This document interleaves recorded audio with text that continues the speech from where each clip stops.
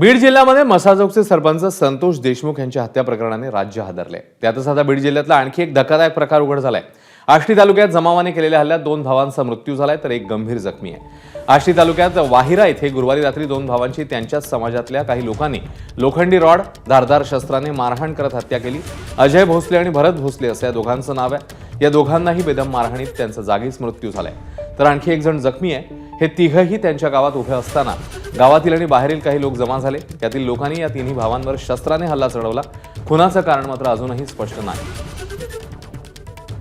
त्यांनी रस्ता लुटीला, त्यांनी रस्त्याने आलते ते त्यांनी रस्त्यावर मारलं, त्यांना येताना मारलं, रस्त्यावर त्यांनी जीवच मारले। दोन्ही साईडला 2 पडले ते पोरं आमचे, जीवच मारले त्यांनी। टामीने मारले, कोणी गुप्तीने मारले, ते साईडचे पळून गेले। चांगले 25-30 माणूस होतं, त्यांनी असे करून त्यांना मारलं।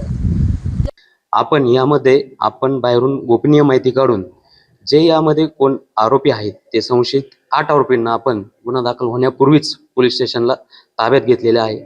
आता अंत्यविधी झाल्यानंतर गुन्हा दाखल होईल आणि त्यानंतर अटक होईल। तसेच जे याच्यात अजून पाहिजे आरोपी आहेत अशा आरोपींना वरिष्ठांच्या मार्गदर्शनाखाली आम्ही 3 टीम तयार केलेल्या आहे, त्यांचा माग घेत आहे।